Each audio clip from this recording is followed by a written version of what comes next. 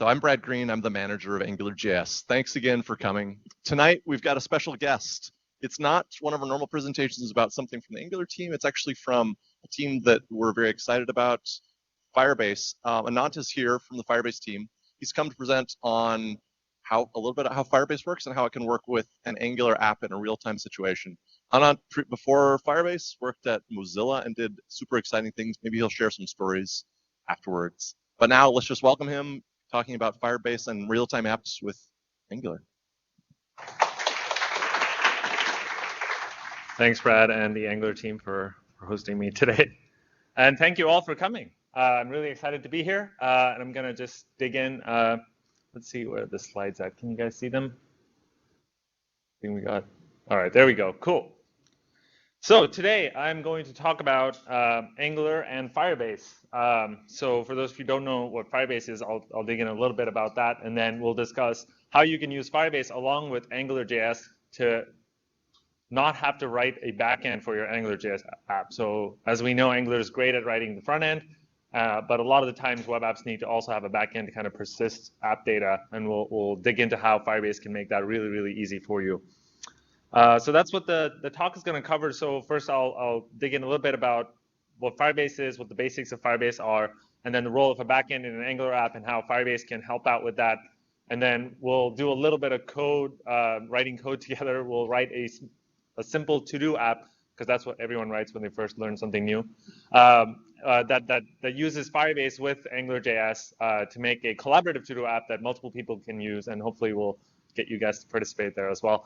And finally, we'll touch a little bit about user authentication, and I wanted to cover that topic because one of the challenges about writing client-side apps only is security and user authentication. So I'll talk a little bit about how that works in a Firebase world. So let's get started. Firebase is a real-time synchronization network. So what that means is it is primarily a data store that can host your app's data, but the changes to that data are propagated everywhere in real time. So what that means is not only do you use it to store your app's data, but whenever you change the data that is stored, all your other clients are instantly notified or near instantly notified in real time. So not only can you use it as a data persistence system, but also for message passing by virtue of changing data. It acts as both a message bus as well as a persistence layer. I want to talk a little bit about why we chose to do it that way. You have a lot of services that are purely focused on messaging and push notifications and so forth. But what we noticed was when you're writing an app, you also almost always want to persist that data. So by doing message passing, we've seen apps where you're archiving messages. What happens when you miss the messages? The client needs to catch up when they're offline. It is just a more complex way of thinking of things when all your app really needs is a place to store data and then get notified when that data changes. So by combining message passing with persistence, you get something like Firebase. So when you combine that with a security system that we will dig into towards the end of the talk, what you get is a complete backend. So what this means is all you need is front-end code that includes the Firebase JavaScript library, and you don't have to worry about any server code or running servers or writing backends or any of that stuff, because Firebase is the backend. Because most apps, all they need to do is take data from here, put it over there, take data from here, and put it over here. That's essentially what many apps end up doing. So I'm going to show a little demo here just to show you what Firebase is capable of. So right here, we have two canvas elements on the left and the right, and they're both in iframes, so they're as if they're loaded in two different browsers. And when I draw here, you see that the canvas on the right-hand side is getting updated instantly. So the way that happens is we attach listeners to the canvas, and whenever I draw a pixel there, the data is being stored in Firebase, and then the other client is getting a notification that data has now appeared in the Firebase because they're listening for it, and then it paints a pixel on that side. And so if I do it the other way, it works as well.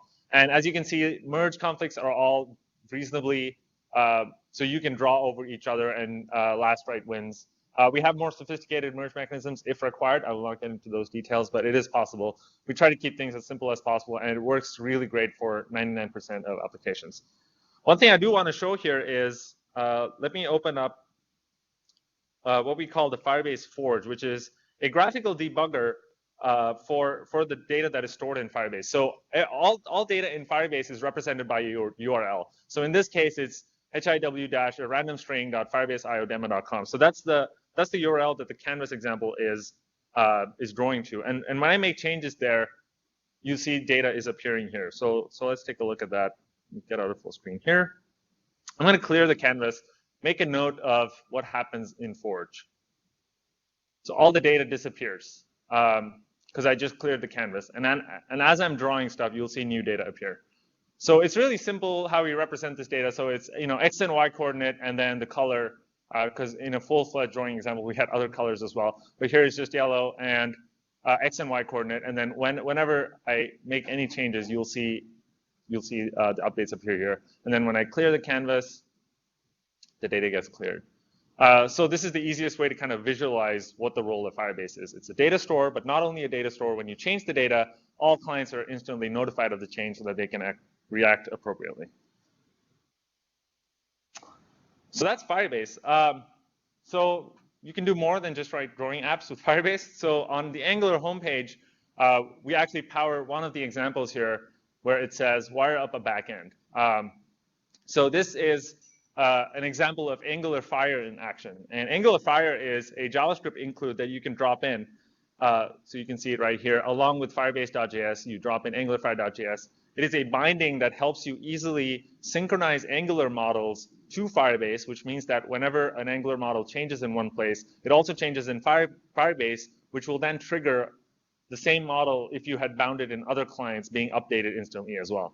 So in this particular case, it powers the homepage. So whenever someone adds a JavaScript project, and you can try this out. So if you go to AngularJS.com on your thing and add a project here, you'll see that it instantly appears here. And the way that it works is it persists the data to Firebase, and then a callback gets triggered here, which updates the model, which then updates the DOM thanks to Angular's two-way binding. So just like how Angular synchronizes the DOM with models in memory via the two-way data binding, Angular Fire will synchronize the models in memory with Firebase as a two-way data binding. So you get kind of like a three-way data binding. And then if you have multiple clients talking to the same Firebase, then everybody is at the same state pretty much at the time. Oops. So that's what happens. So similarly, if I open up the Forge for this, which is AngularJS-projects, Firebase.io.com, you can see someone just added something. Oh, they added awesome at the end. So you can see that being reflected over here. So you can see the awesome got appended there because someone just edited it. So that's exactly how it works. So it functions as a backend for your web app.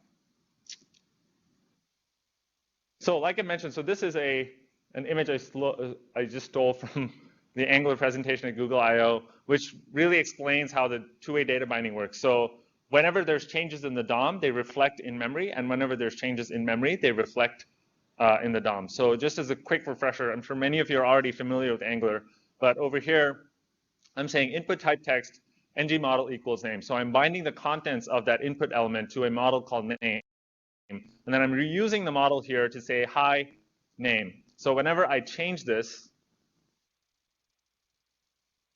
the H1 element also gets updated because of Angular's binding, right?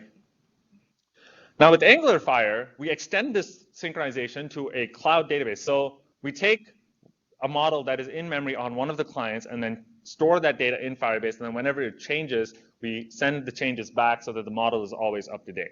So the result of that is so this is almost exactly the same code as before, except now we included AngularFire.js, and then we added some code. So why don't we go through what the code says? So I created a module, and I added Firebase as a dependency. So Firebase is a module that's provided by AngularFire.js. And then in my controller, I defined a dependency on AngularFire. And now I'm going to use that object to create a binding between some data that is on a Firebase somewhere. And as we mentioned before, all data in Firebase is represented by a URL. So in this case, it's anant.firebase.io.com/Angular, just something I came up for this demo. And then I say AngularFire, bind this URL to scope.name. And the last argument there is the type. So I'm saying this is going to be a string because that's what this is. So now, let me go back to that.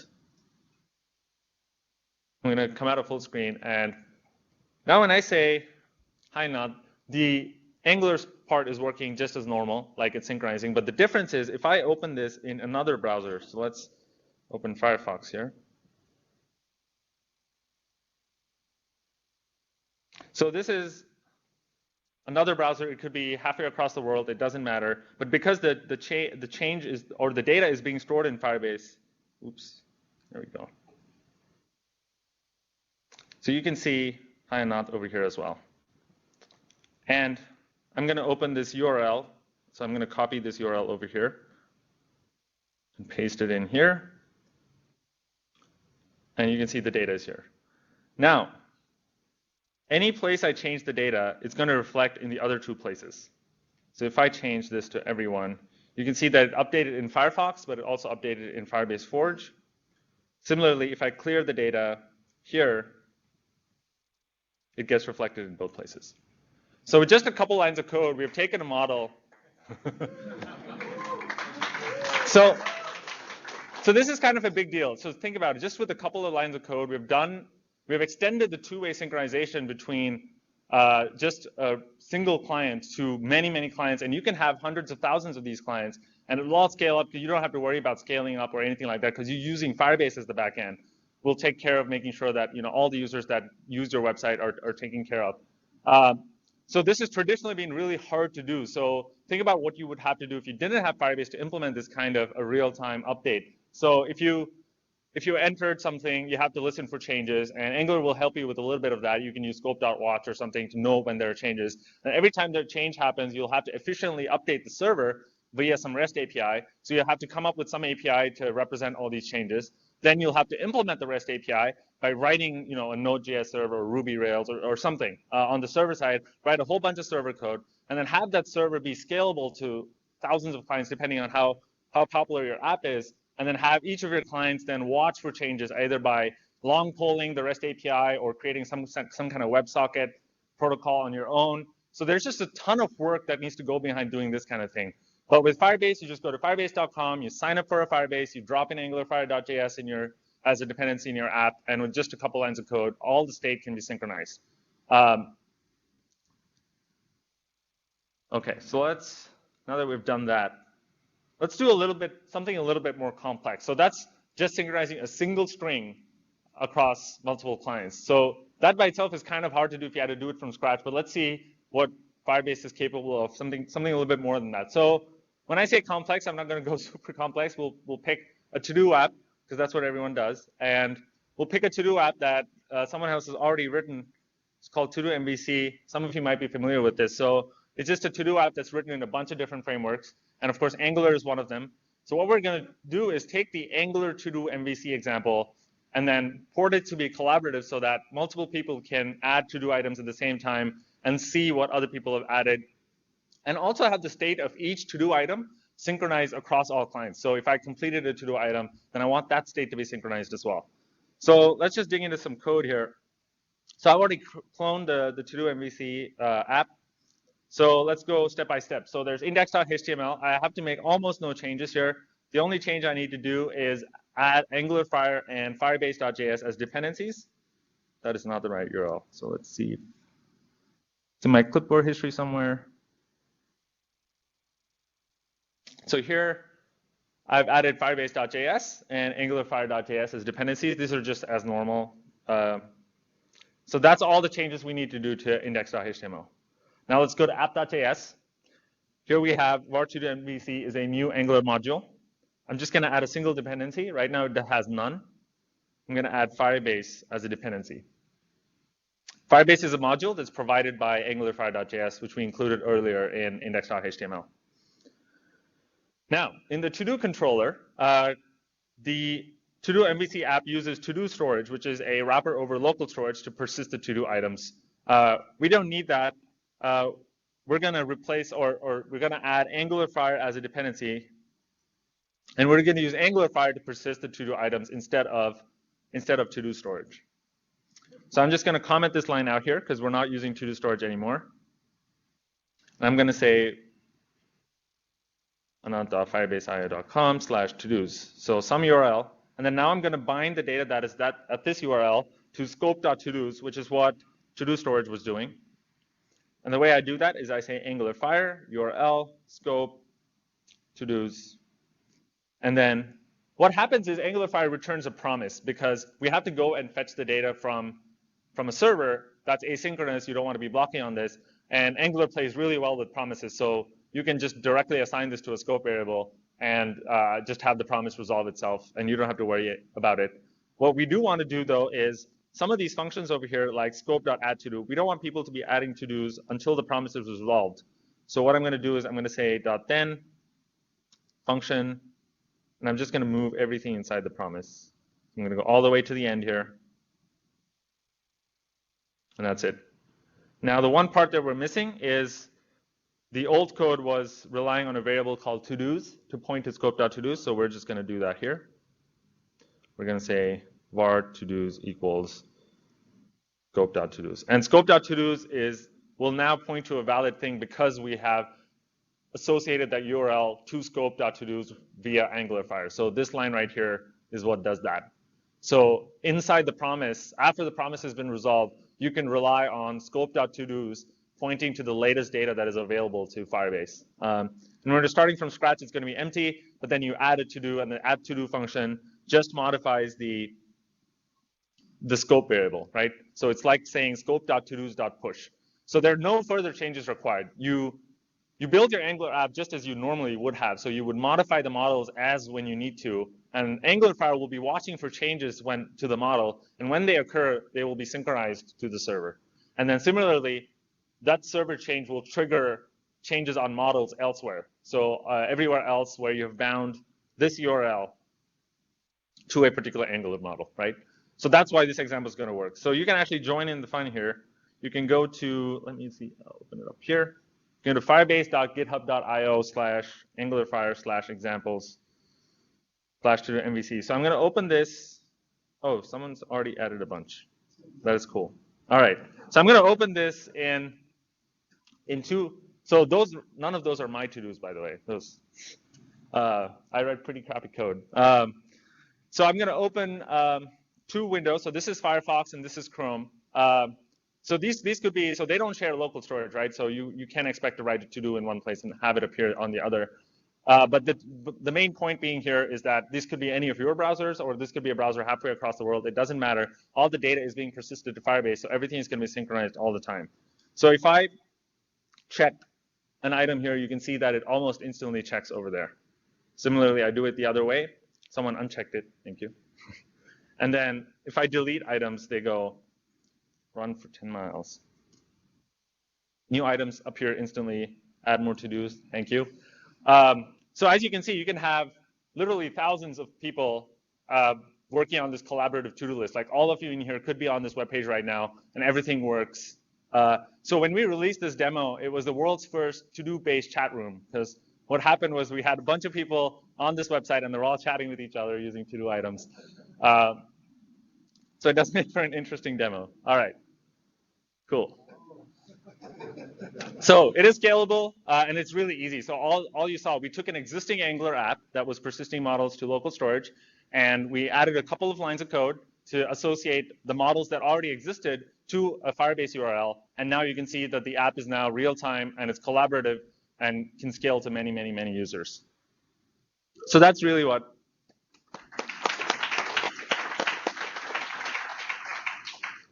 All right, let me see if I can get back to my presentation. I think it's here. Yeah. Let me skip ahead. Yep. So that was just a slightly more complex app other than synchronizing strings. You can synchronize JavaScript objects. You can synchronize JavaScript arrays, Boolean strings. Anything that is an Angular model can be synchronized with Angular Fire.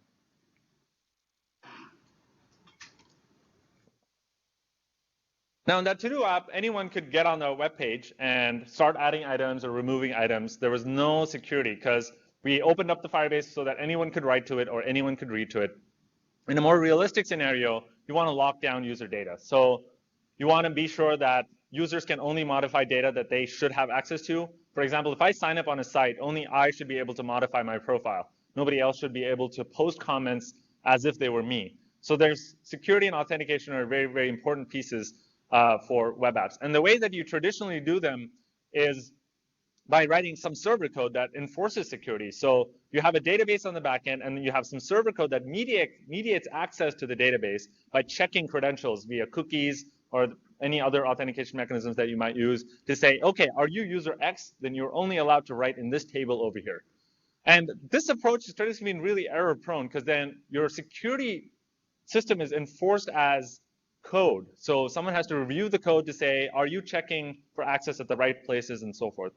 And also, this approach is not possible when all your app is entirely client-side, as it is the case in our To-Do app. So in our To-Do app, if we had to add some security, there's like no way to do it other than writing a server that mediates access to Firebase.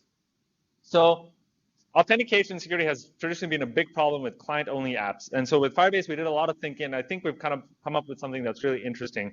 And we've exposed that via AngularFire in a module called AngularFire Auth, or a service called AngularFire Auth. And I'm just going to go over it a little bit. The way that it works is you tie security to user authentication. So the first step to implementing any sort of real security is to identify who the user is. So you want the user to have some kind of login process where they prove who they are. And the way we do that is using something called JSON web tokens, which are basically small signed snippets of JSON. And they can kind of provide proof of who a user is. If you don't understand what JSON web tokens are, don't worry about it. If you are implementing a custom login system, then you will want to know. But AngularFire provides easy wrappers on top of existing identity providers like Facebook, GitHub, Persona, and Twitter to kind of wrap over all of this for you and then generate the appropriate JSON web tokens. And so we're going to use one of these convenience wrappers in this demo that I'm going to show you right now. So let's look at the code here. So the important piece is you're adding a dependency to AngularFire Auth in your controller. And then you're calling AngularFire Auth.initialize with a URL to the Firebase, a scope, and then a model. So in this case, the model is user. So what this does is it binds the user authentication state to an Angular model called scope.user. So scope.user is going to be null when the user is not logged in. And scope.user will be set to a JavaScript object that represents the logged in user when they're logged in. And so the side effect of that is now I can rely on scope.user and use it in my markup here.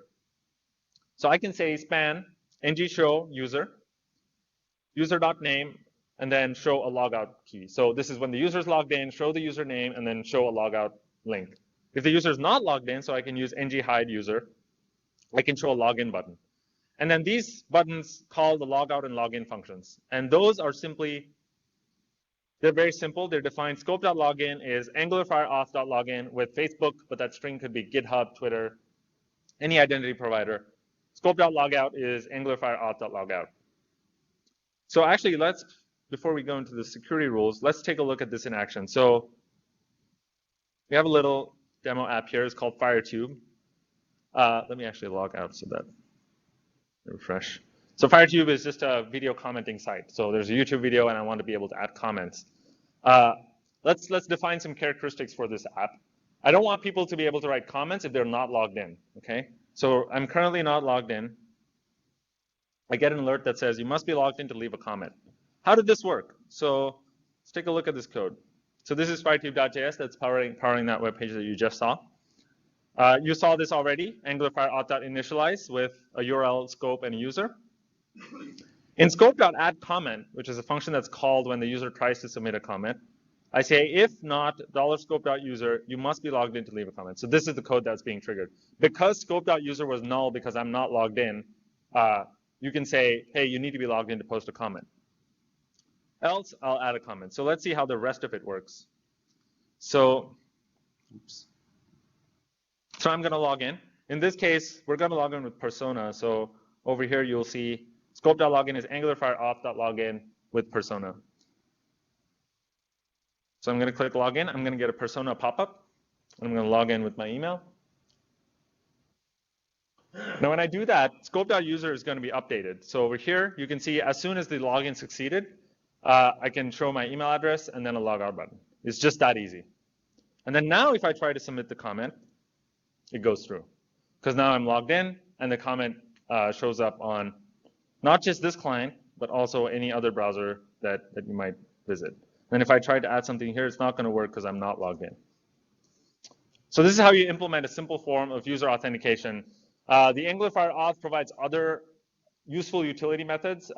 We integrate with the Angular route provider, so you can specify specific routes to only be accessible by users who are logged in, just to kind of separate out your web app to publicly accessible routes and routes that only make sense for users that are logged in. And some other features, you can go to the AngularFire GitHub and find out more details about that.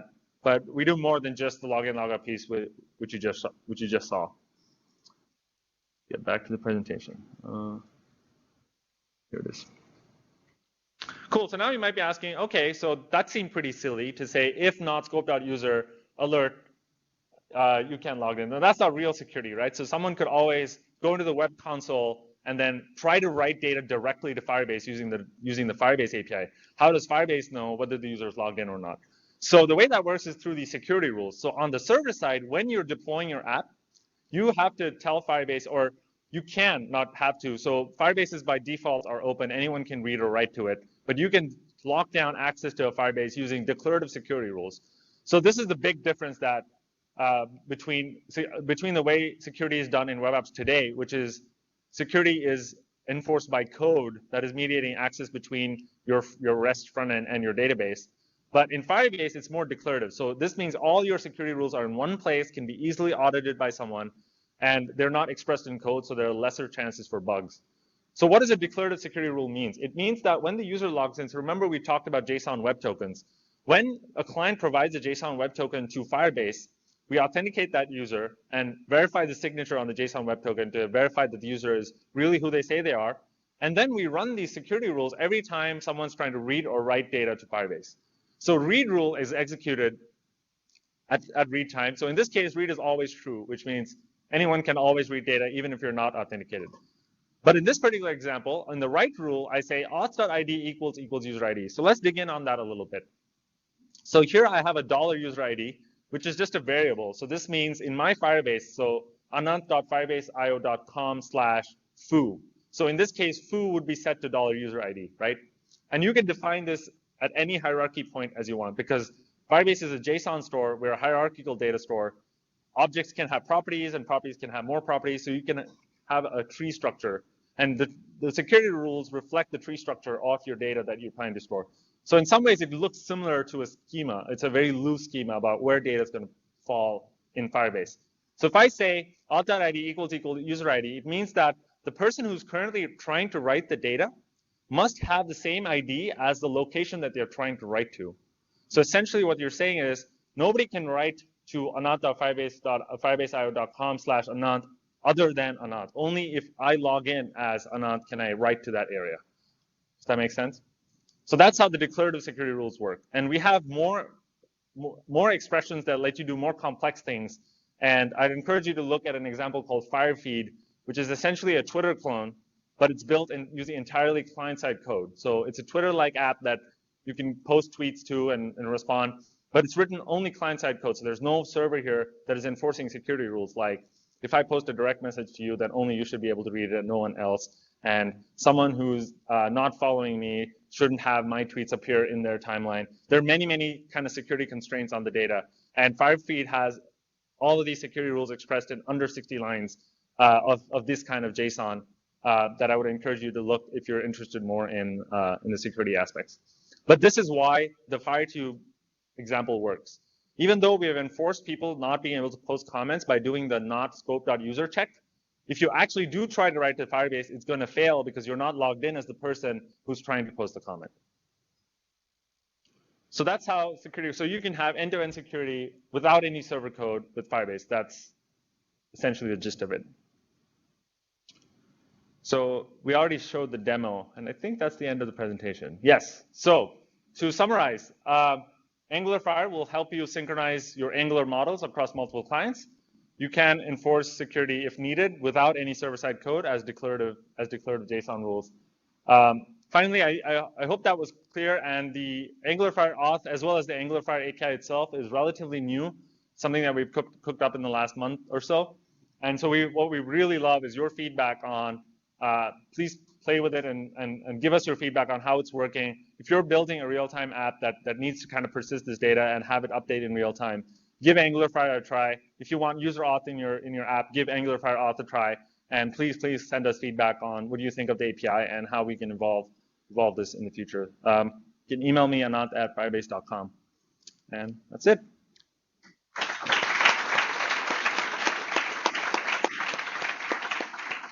Anant, can you take some questions? Yes, absolutely. So Ken and I have mics. Please come out to one aisle or the other to come ask a question if you like.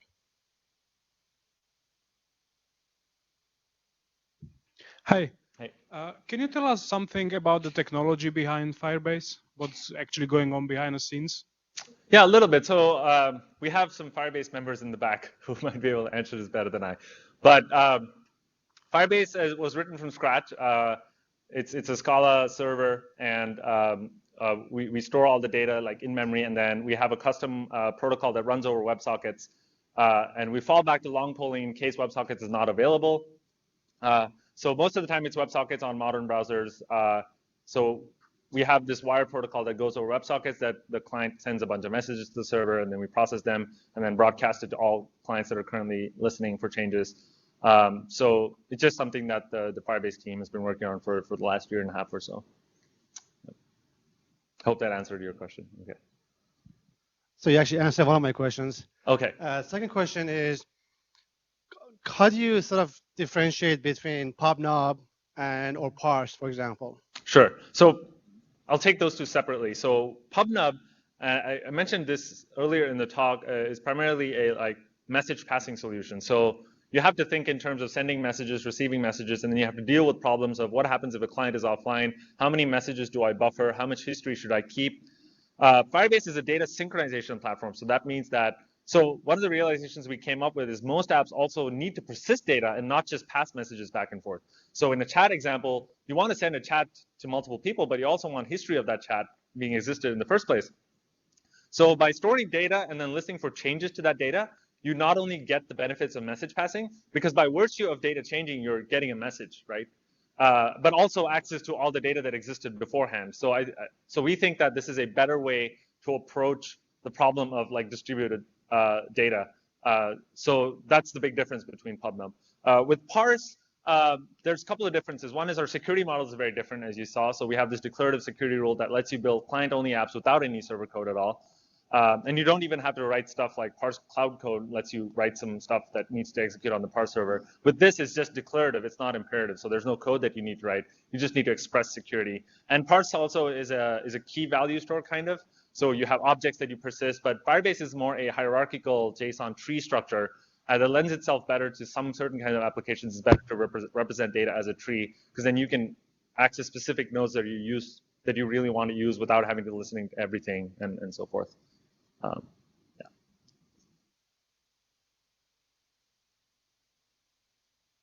All right. So Firebase is a service. And that's a great thing, by the way. I've been using it and I've been playing with it. I enjoy it. But one of the things about having so many services available all the time from all companies is that at some points, these dependencies are going to cause issues.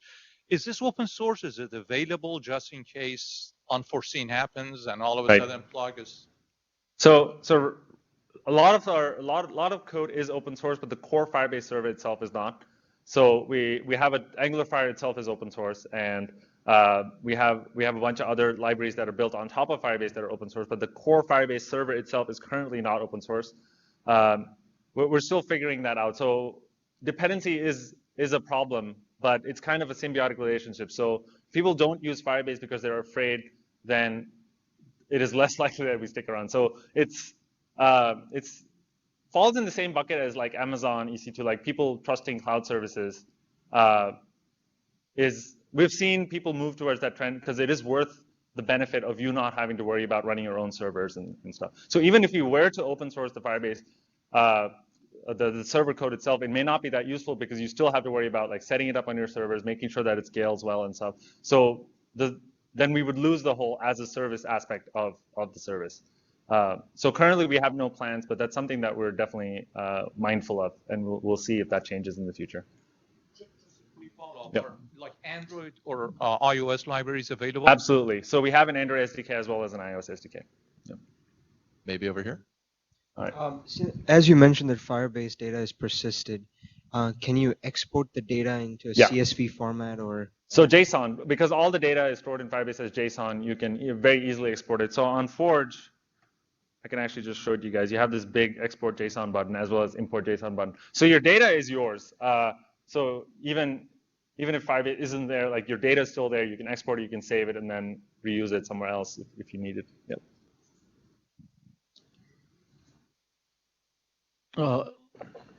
This is regarding, I mean the URL I'm calling in a JavaScript. I mean, do you provide any kind of, encoded URL like tokens kind of thing? Like if I register for Facebook, they'll give me authentication tokens to where I can use it in my application. Yep, absolutely. So in the auth variable that you use in your security, in the security rules that I showed, auth.id will be set to the Facebook ID, auth.name will be set to the Facebook username. And so you have access to all of that in the security rules. With regards to URL over here, this is just anything that's valid in a URL can be a valid key. So in a JavaScript object, you can store whatever key name, and that will reflect in the URL here. Does that make sense? Or okay.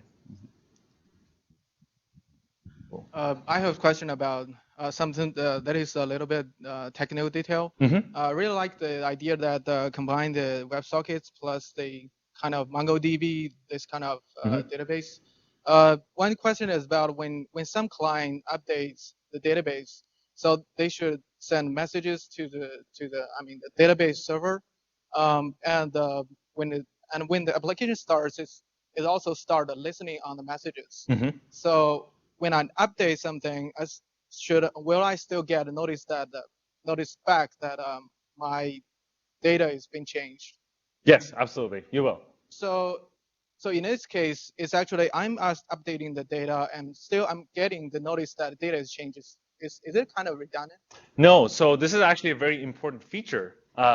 So one of the things I didn't mention is Firebase works great in offline environments. And the reason that it works in offline environments is when you make some change to a data, you're going to get an event for that data change immediately locally, even if there's no internet connection. And so this allows your app to be responsive even when the user's in a tunnel.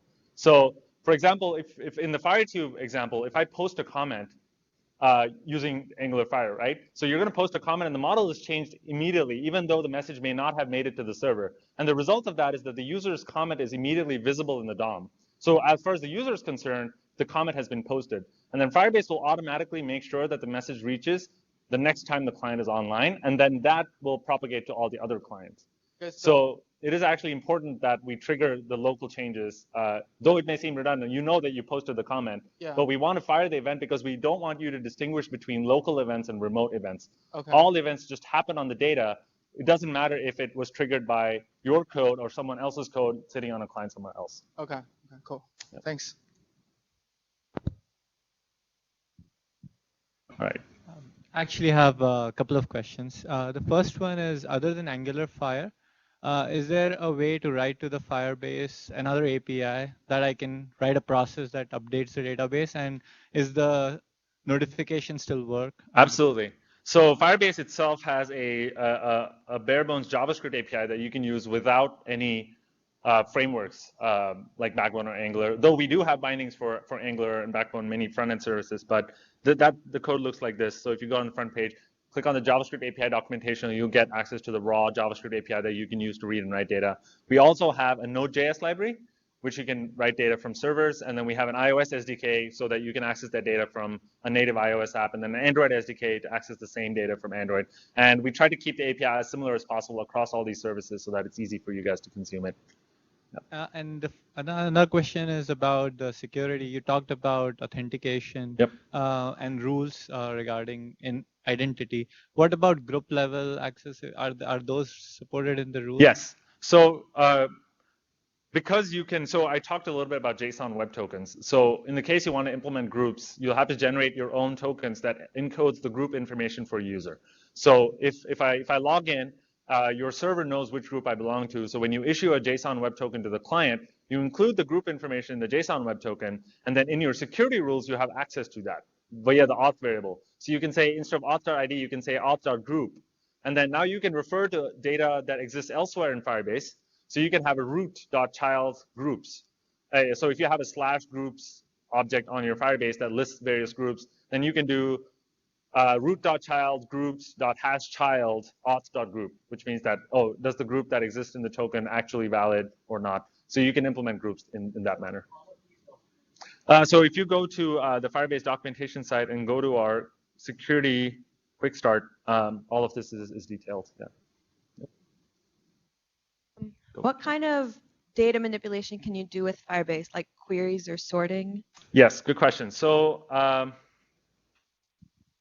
data in Firebase is sorted lexicographically by default. So the key names, they're sorted alphabetically, or lexicographically, I'm told is the correct term. And so we can generate these automatically for you. So if you call the .push function on a Firebase reference, we'll automatically create chronologically incremental IDs. So we'll automatically do that for you. That's the most convenient thing that I would recommend. We also have a concept called priorities. So you can attach priorities to individual nodes in Firebase, and then we'll sort them by priority if you need them. And then you can query stuff by priority by some queries that we have here. So let me just show an example. So limit, start at, and end at are 3 common priorities. So limit says, give me only the last 100 chat messages. And because everything is sorted chronologically, you can just say .limit, and then you can pass it to Angular Fire. So in Angular Fire, you pass a URL. Instead of passing a URL, you can say new Firebase URL .limit 100, and that will only give the last 100 items in the Angular model. So we do have some querying, and so we're looking to expand this API. So right now it's good at doing windowing and pagination and giving recent items, but it's not so good at doing things like give me all the nodes that contain content that looks like this. Those kind of advanced queries are currently not possible directly, although you can structure your data in such a way that it's made possible. And you can look at the Firebase blog. There's a blog post called Denormalization of Data, and that'll go into details on how to do deeper queries like content-based queries. Yeah. So, sorry for my voice. It sounds to me that the backend is sort of distributed, eventually consistent system. Mm-hmm.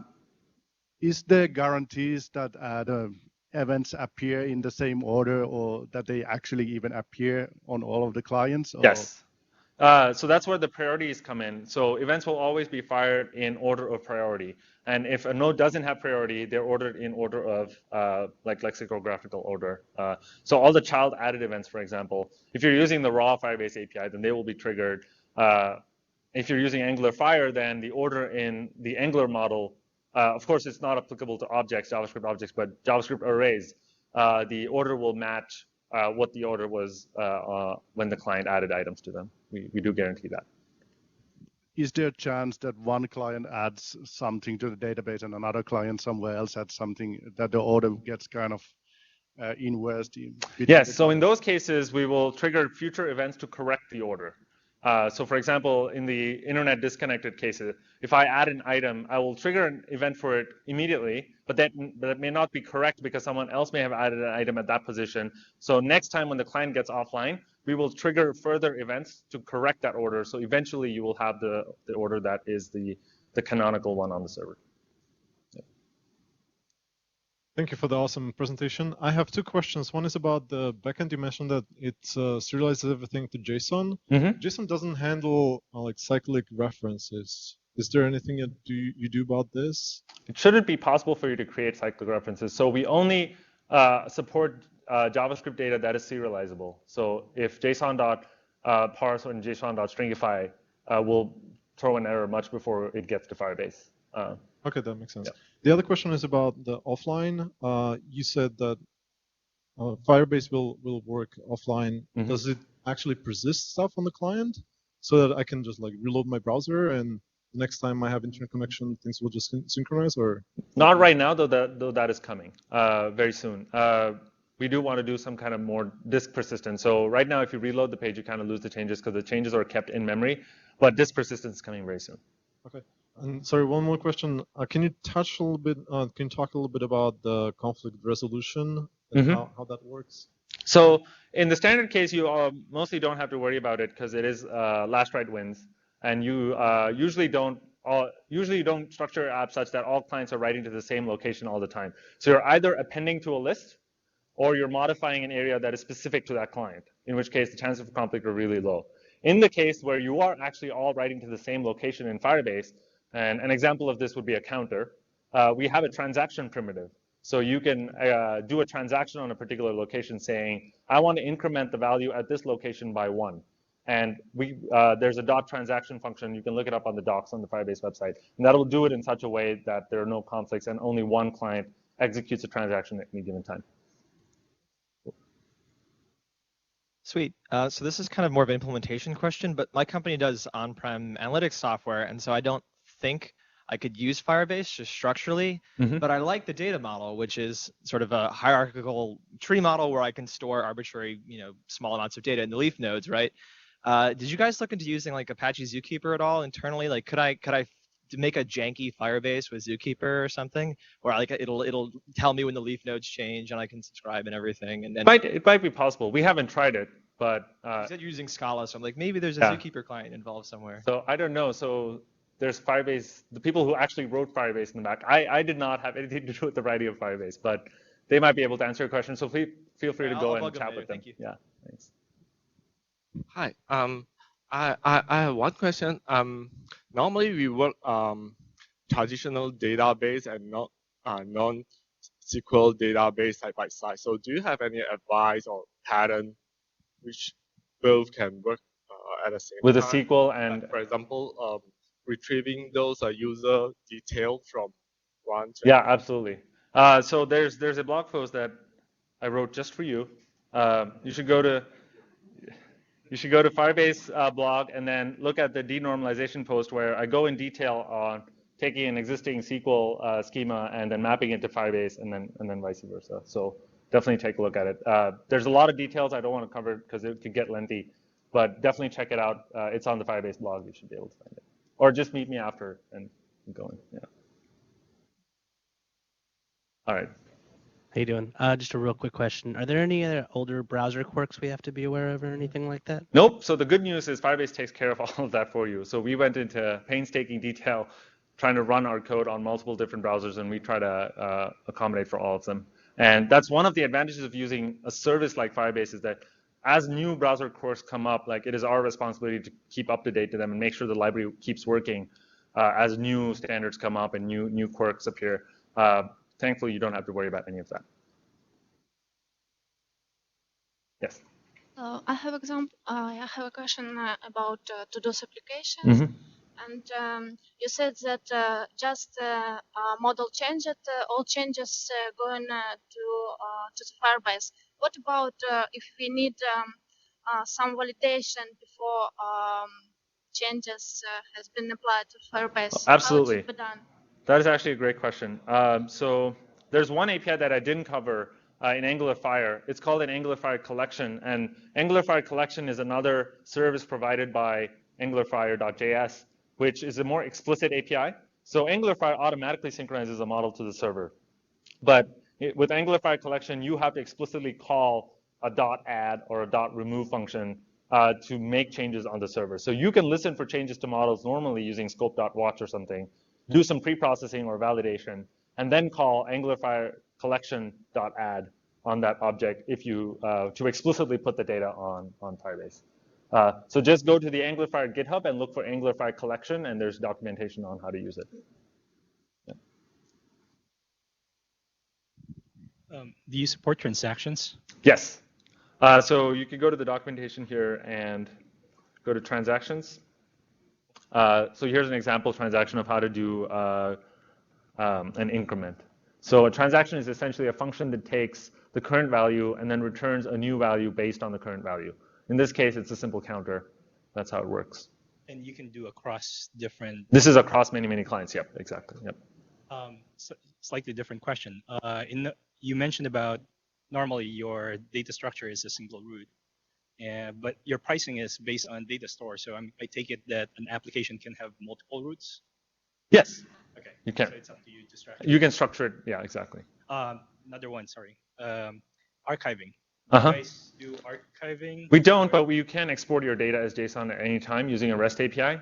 So you can manually implement archiving by having a server process get all your data and then store it as JSON snapshots now and then. No, I was thinking more, I guess in this case, an application has to take care of, if, let's say I want to make sure that all rights are stored, then I have to have it in the application, say have a timestamp. That's right, exactly. Yep. That's how you'd have to do it. Yep. Cool. Right. I have one question regarding the authentication. So you told that you can define the rules on read and write, whatever you have shown the tree structure. So, but those read and write rules, I need to define the way the Firebase understands, right? Or Exactly. I can define my own rules. You can define your own rules using the language we have to, and it's a JavaScript-like language. It's not all of JavaScript, but some of it. And there are some predefined variables available to you, like the auth variable, and there's the root variable, and then the data variable, which refers to data at that location, the new data variable, which refers to the incoming data. So you have access to all these predefined JavaScript variables, and you write these expressions that use that data in different ways and returns a Boolean value that says whether or not to allow the read or write.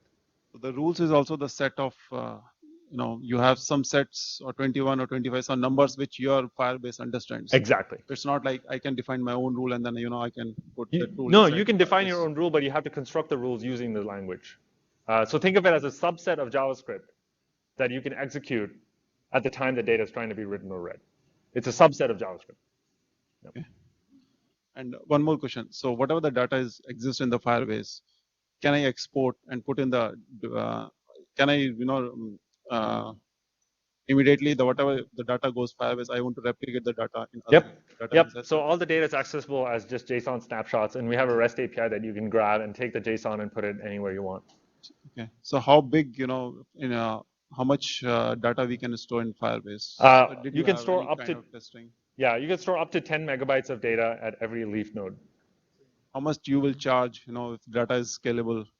So there's a pricing page on our website that you should take a look at. So we have different caps for different tiers of storage, how much of a storage you want to use. So, 100 megabytes is free. And so thank you. Quick question about security. Is there a support for non-repudiation, like to know who did what update and when? I'm sorry, repeat? Could you repeat the security question?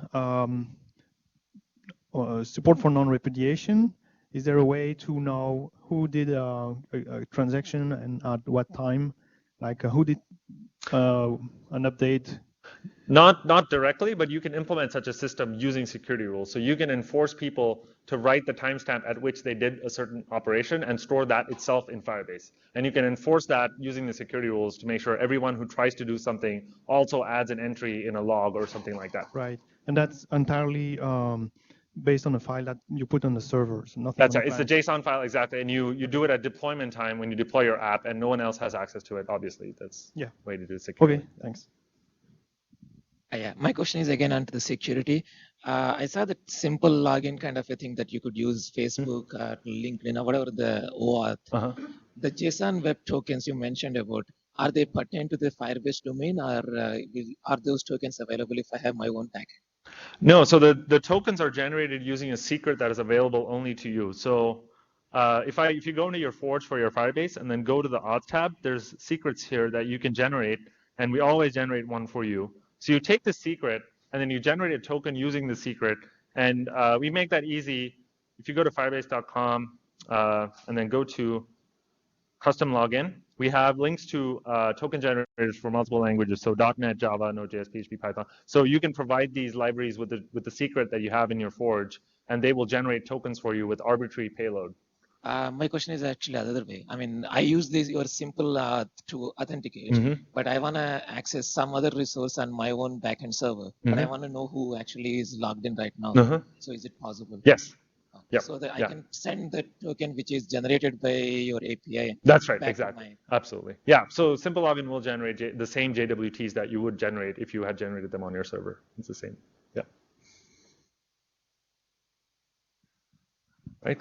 Hi. Now for my project, I use MongoDB, and I think that the only reason I would like use Firebase because there is a piece of that project that actually will be very nice, like Google Docs, that many people can write that kind of document, not exactly a document, but just some stuff in a just for multi tabs. And I just thinking about if there are some resource, some tutorial, something in the website that teach how, for example, by Python or .js, I can, after, I don't know,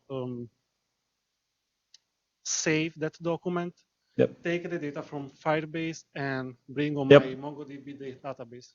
So luckily, you don't have to do much work. So firepad.io is already a collaborative document widget that you can embed, and it uses Firebase to persist the data of the document.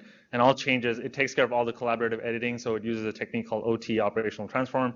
We take care of all those details. There's also an export feature that's coming soon to Firepad. So go to firepad.io and check it out. It's super easy to use. Okay, but how is implementing the backend? So if you go to the GitHub source code, there's a source code on the entire implementation, how it uses Firebase and everything. So give it a look. It's open source, so yeah. Hi, I really like AngularJS, and I've been working with MongoDB a lot as well. And one of the things I really like about it is there's built-in spatial analysis. I was wondering if there was something like that. Not currently. So the kinds of queries you can do with Firebase are ones that you know of beforehand. If you want to do queries based on content that you didn't know, or you didn't know what kind of queries the user is going to do, you can't currently do that without denormalizing your data and like creating a schema in such a way that you're able to do those queries. We are considering how we can do that. The reason we haven't added them yet is because Firebase is a real-time data store, we don't want to provide any kind of queries that we can't guarantee to be real-time. So for example, some of the Mongo queries could take forever depending on the type of query and the size of data that you have. And that's why we don't expose those kind of queries that we can't guarantee will be fast. So we're slowly but surely adding all kinds of queries that we can guarantee to be fast. There are some classes that we can do it, and we'd love to chat more about what your specific use case is and see if we can accommodate that. Thank you. Anant, thanks so much. Absolutely. Thanks everybody for coming again.